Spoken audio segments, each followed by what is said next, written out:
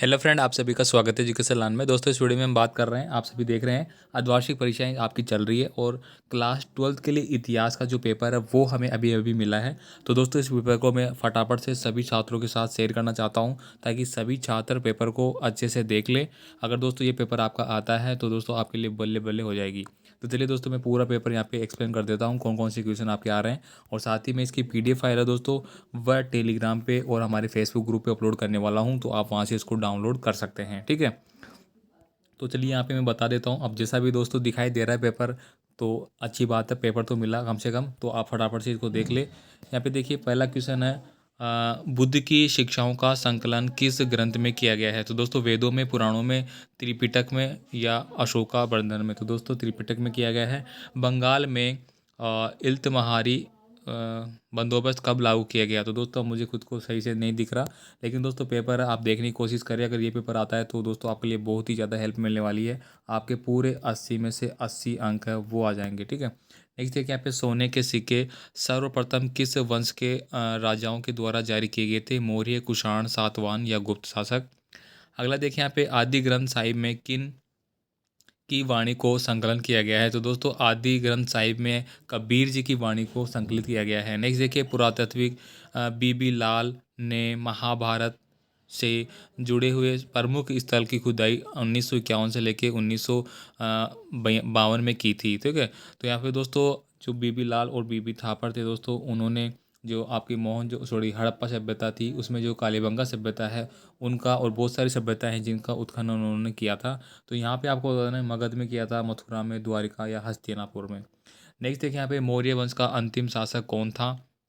तो दोस्तों, मौर्य वंश का अंतिम शासक है, उसके बारे में आपको बताना है, तो ये वृद्धदत्त होते।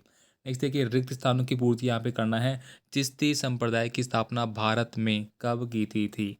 आईने दहसाला के प्रेरणता कौन थे? चीनी यात्री फाहियान के किसके शासन काल में भारी आया था? तो दोस्तों, चीनी यात्री फाहियान आप सभी जानते हैं कि किसके शासन काल में ये भारत आया था, ये आपको बताना है। ठीक है, जैसे कि मेगस्थनीज जो दोस्तों चंद्रगुप्त मौर्य के काल में आया था, वैसे ही चीनी यात्री फाहियान है, वह कब और किसके शासनकाल में आया था?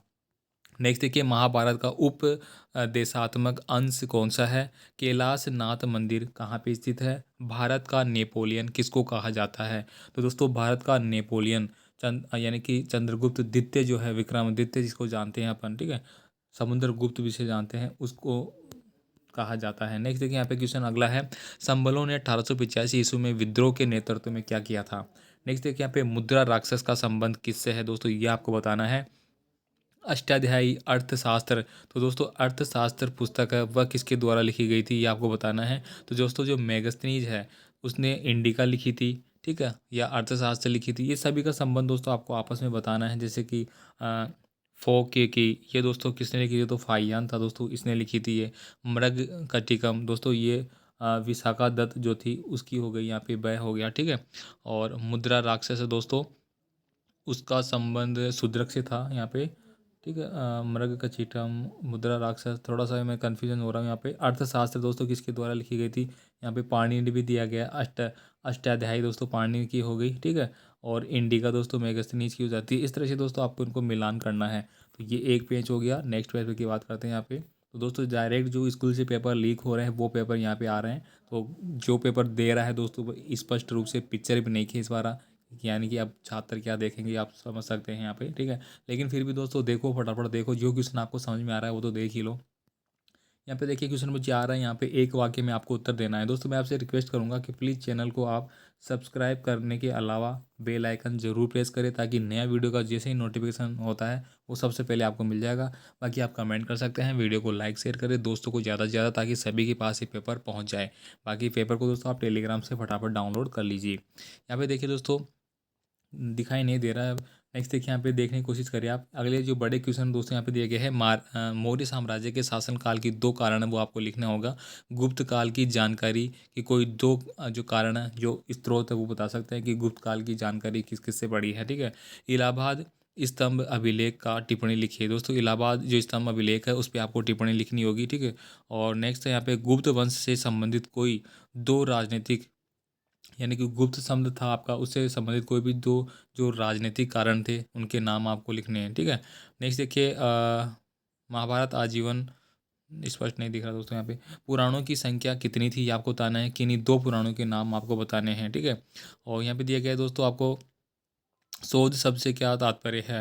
नेक्स्ट देखिए सनातन धर्म में कितने कितने सरकार थे, कितनी संस्थाएं थी, किन्हीं 2 संस्थाओं के नाम आपको बताने हैं सनातन शब्द के बारे में, ठीक है।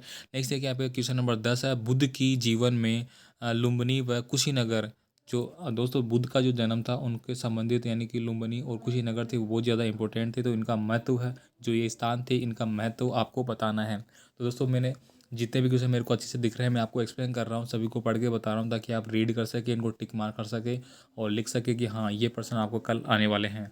नेक्स्ट देखिए यहाँ पे सम्राट अशोक द्वारा बनाए गए कोई 2 स्तूपों व स्थापित स्थानों के नाम आपको बताने हैं कि दोस्तों सम्राट अशोक के द्वारा लगभग 85,000 के आसपास स्तूपों का निर्माण करवाया गया था, लेकिन कालांतर में बहुत यानी कि न का बराबर स्तूप बचे हुए थे। आपको उनके स्थान बताना है, जैसे सांची का स्तूप हो गया, सारनाथ का हो गया, ठीक है। इस तरह से आप नाम लिख सकते हैं कहाँ कहाँ पे थे। महावीर स्वामी की 2 शिक्षाएं आपको लिखनी है, महावीर स्वामी ने कौन कौन सी शिक्षाएं दी थी। नेक्स्ट देखिए यहाँ पे शैव धर्म के जो संप्रदायिक थे उनके बारे में आप बता सकते हैं। बाकी मैडम जी ने पहले हाथ रख दिया पेपर पे तो दिख नहीं रहे 2 क्वेश्चन, ठीक है। चलिए अगला क्वेश्चन और भी जो क्वेश्चन उनके बारे में देख लेते हैं। तो आप फटाफट से दोस्तों पेपर को वायरल कर दीजिए फटाफट से, क्योंकि वायरल करोगे तो सभी दोस्तों के पास पहुँचेंगे, सभी पास होंगे, सभी का भला करो फटाफट यार। तो यहाँ पे देखिए क्वेश्चन नंबर 14 है, मुगल काल में अशोक को मुगल काल में ज़मीन को कितने वर्गों में बांटा गया था ना आपको बताना इसके बारे में। या फिर 17वीं शताब्दी में भारत आने वाली आने वाले जो भी आपके व्यापारी लोग थे, ठीक है, यहाँ पे बताया गया है बहु कलाओं के नाम आपको लिखने हैं, कौन कौन सी कलाएं हैं जो कि भारत में आई थी 17वीं शताब्दी में। नेक्स्ट देखिए यहाँ पे द हीब ए को का अर्थ क्या होता है। नेक्स्ट देखिए राजस्व संबंधी सूर्यमल कानून क्या था, इसके बारे में आपको बताना है।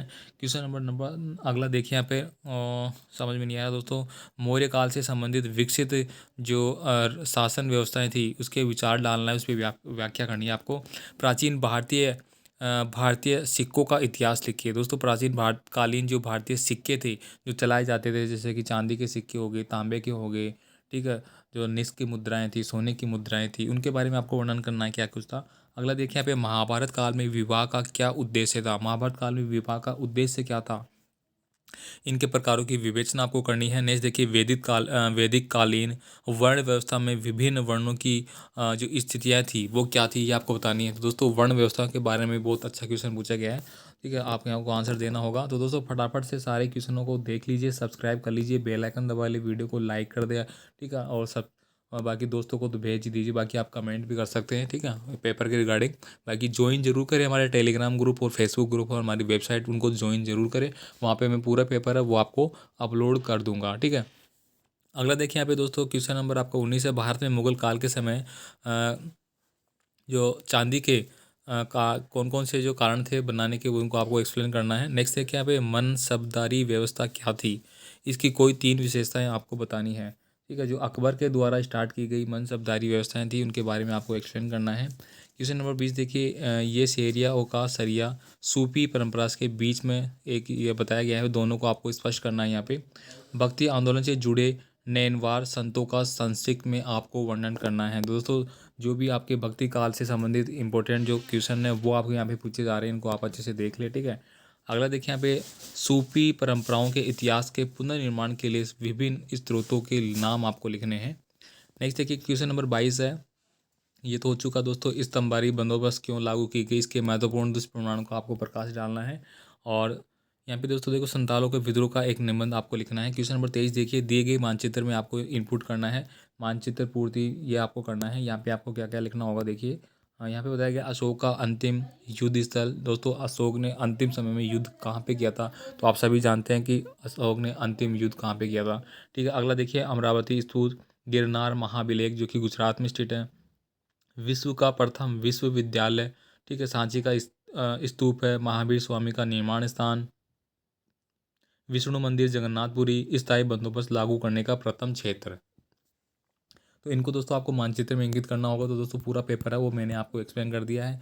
उम्मीद करूँगा दोस्तों आपको वीडियो अच्छा लगा होगा। दोस्तों प्लीज़ वीडियो को ज़्यादा से ज़्यादा शेयर करें, लाइक करें, बाकी आप कमेंट करें आपको वीडियो कैसा लगा। सारे पेपर दोस्तों आपको पहुँचाने की पूरी कोशिश की जा रही है। जैसे हमें पेपर प्राप्त करते हैं आपको तुरंत शेयर किया जाता है, ठीक है। तो आप एक अच्छा सा कमेंट ज़रूर करें। धन्यवाद।